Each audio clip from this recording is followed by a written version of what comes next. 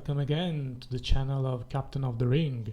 This time I'm going to talk to you about the second game of the tournament of Bologna that happened like a month ago, by now at least. So, as I told you, the second game that was played in the afternoon, right after the first game that we spoke about the last time, is against the Empire. Now this time I'm facing the Florence team, so the Tuscany team, actually, to be more precise, and the opponent that I was paired up against had an interesting Empire army, mostly focused on infantry, but with also a solid unit of cavalry, heavy cavalry in this case, and a couple of very nasty things, such as the steam tank, which is a literal tank that is very tough to kill. I decided to name this game as The Courage of the Last, because in the end the battle is going to be decided not by the elite units, but actually by the smaller and most times more humble basic and core units. So going forward, I'm going to go and jump straight into the game. This is the deployment phase. As you can see, we start from the right of the table this time, and we have his unit of heavy cavalry. These are electoral cavalry, so they are quite powerful, not as elite as my elves, but being human, they also have pretty good stats. These knights are very tough because they have the best possible armor save, which is very tough to go up against, usually, unless you have a lot of armor-piercing power, and they also have spears, so it's very important to avoid being charged by this unit. Within them, he also has a horse hero. He basically is more or less the same as the other knights, but he has a higher combat ability, and also he possesses an interesting sword that completely negates any armor saves.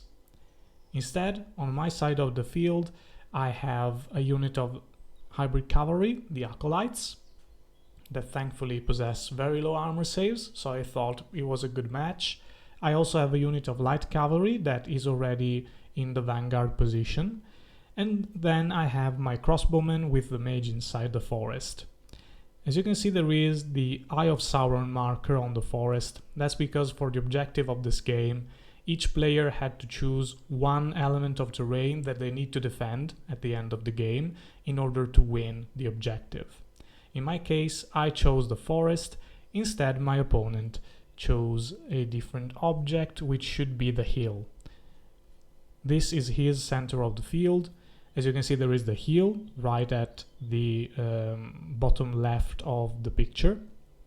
In his deployment, you can see that he has the dreadful steam tank on the right, a unit of vanguarding archers that are basically not very good at shooting, but they do possess a lot of shots, so they're able to kill light infantry and also monsters. They're quite dangerous, especially for my Leviathan.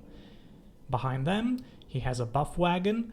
That wagon provides distracting and hard targets, so it makes his units harder to hit, both from shooting and close combat. Then he has his big, very powerful block of great swords. These guys are pretty good fighters. He has like 40-ish models inside, so they're very tough to kill.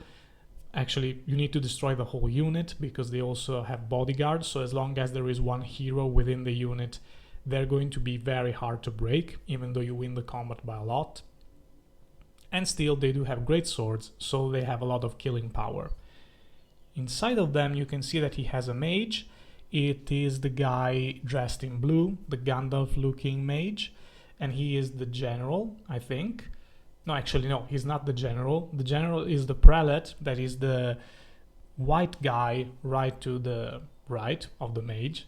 As you can see, he has a 1-up armor save again.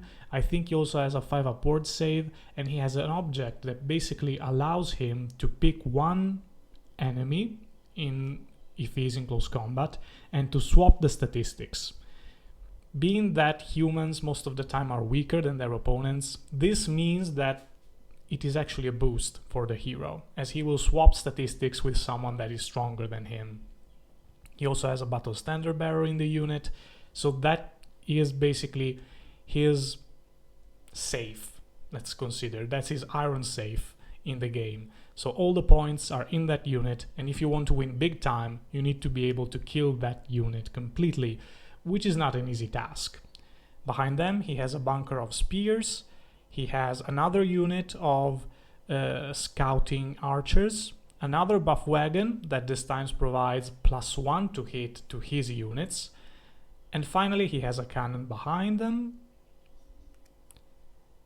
And in the end, just another unit of spearmen.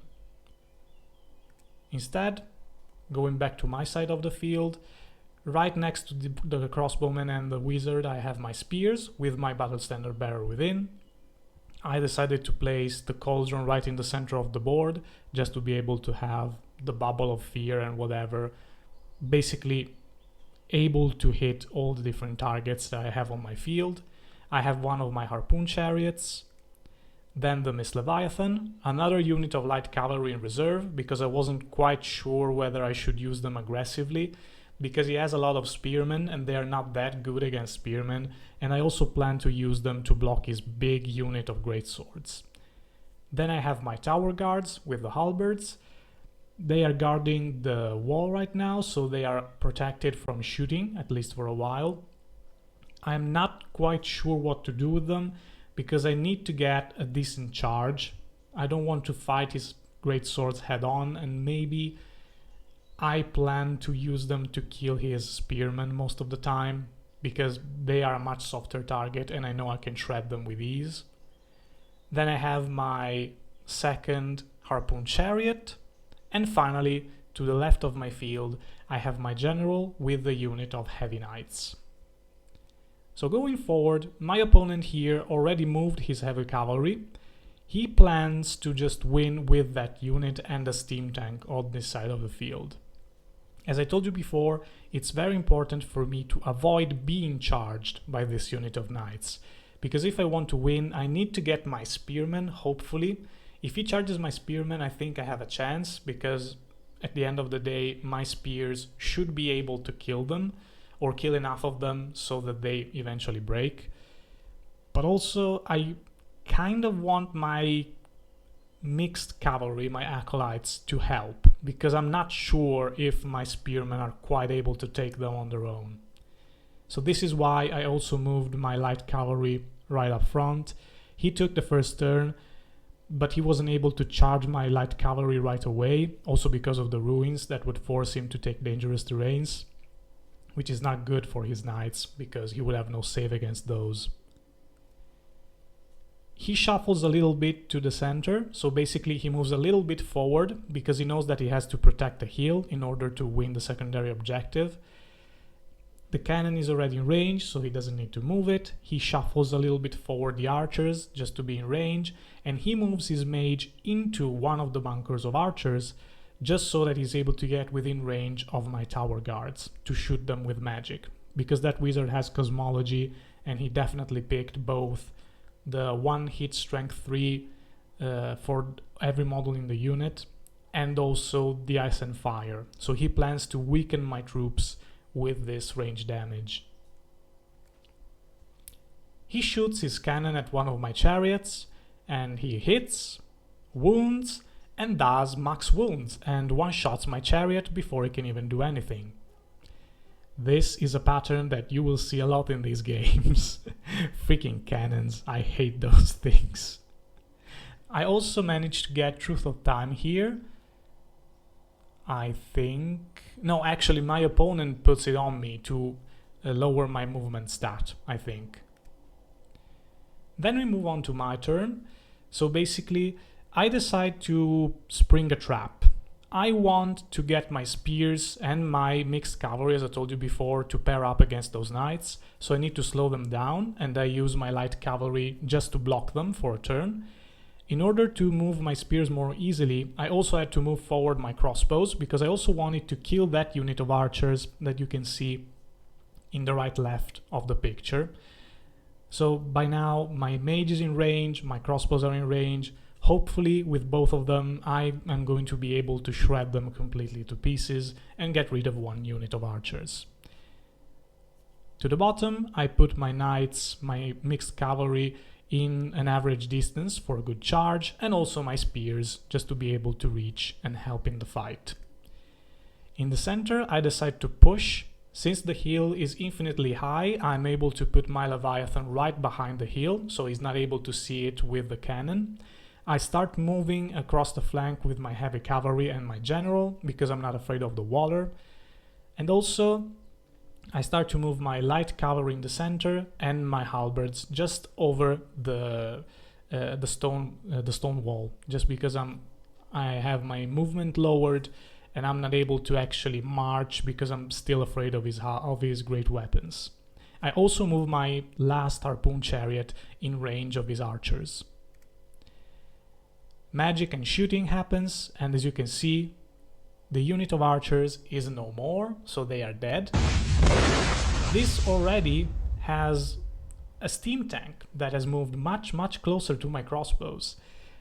Now this is an issue because I had to choose basically whether I wanted to risk the steam tank to come after me or to just kill the archers and to weaken his shooting before I'm able to get in combat range. I chose the risky option here. I'm not sure whether I should have done it, but to be fair, my crossbows didn't have that many good options to shoot because both the steam tank and the knights are very heavily protected against my bolts. The issue with the steam tank is that what I would usually do is flee as a charge reaction from the steam tank, but since he doesn't have to declare charges, I'm not able to do that, and he's going to clip me and just keep me stuck in combat. And I didn't really like that. Then we move over to his magic. He kills a lot of tower guards thanks to shooting and magic all together. This is already his second turn, by the way. In combat, he charges my light cavalry with his heavy cavalry. I managed to kill one knight, maybe, and he shreds my light cavalry to pieces, which is fine. He also restrains, so he is stuck in place. He doesn't go out of the board, which is a good option for me to actually try and charge. And he just reforms to look at my spears and my light cavalry. And then this happens. A couple of things have happened, actually. Here I charged, we come to my second turn, I charged with both my mixed cavalry, my acolytes, and the spears. The spears actually failed the charge, so they were not able to reach the heavy cavalry. However, my mixed knights managed to hit them. The combat was very weird because I basically kill a couple of knights because he fluffs his armor saves, and then he also fluffs the attacks back to my knights, both with the hero and the heavy cavalry. Considering that he doesn't have the charge, he also didn't have a lot of attacks, and he hits me on 4s, he wounds me on 4s, and then I have my Aegis saves, my ward saves that actually pull me through. So by that point he loses by 4 or 5 points by combat resolution. He breaks and I chase him down off the board. So great job, acolytes. You got like 500, 600 points in that battle. Very good. Okay. Now the other thing that I do is, since I don't want my mage to be stuck in combat with the steam tank because she wouldn't be able to cast spells as long as she's engaged, I just had them to move her out of the crossbows and into the spearmen. I consulted one of the experts of the rules for the tournament because I wasn't sure whether I could do that. But we read through the rules and there was no necessary rule that actually told us that a mage cannot move into a charging unit. So both my opponent and I were sure that this thing was legal after we consulted the expert. Then, just to be sure that he wasn't able to wheel around with the steam tank, I pushed forward my crossbows to block it because I think it's better to have him blocked by the crossbows rather than have him going around against my spears. And this is the blocking move, as I told you before. In the center now, I am facing a little problem. I managed to kill most of his second bunker of archers thanks to probably shooting at this point, or maybe magic. I think I cast some magic. and he basically dies. The issue here is that I try to block his big unit of heavy swords with my light cavalry. As you can see, there is a Congo line right there, so he's not able to charge past them and he has to go against them. I move forward my actually charge with the tower guard, and he flees with the last archer that he has. No, that's what happened. I charged the archers, I killed them all to a man, and then he breaks from combat.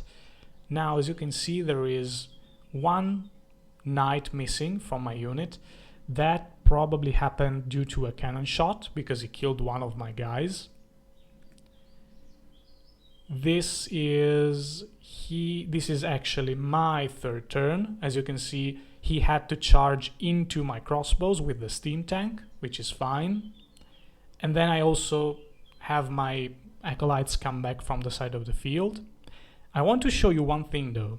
As you can see in the top left of the picture, my Leviathan is in his backfield, right behind all the troops. Going back by one picture, you can see that to the right, the Miss Leviathan has an option. Across all of these combats, he moves his mage, his Wizard Master of Cosmology, and he just jumps between units to save him from any actual combat damage. Now my Miss Leviathan is out of charge range and line of sight of any unit, so he is safe behind there. And there is an option for me to go after the spears that you can see in the top right of the picture. If I'm able to kill them, then I am also able to go after the cannon, get some points here and there.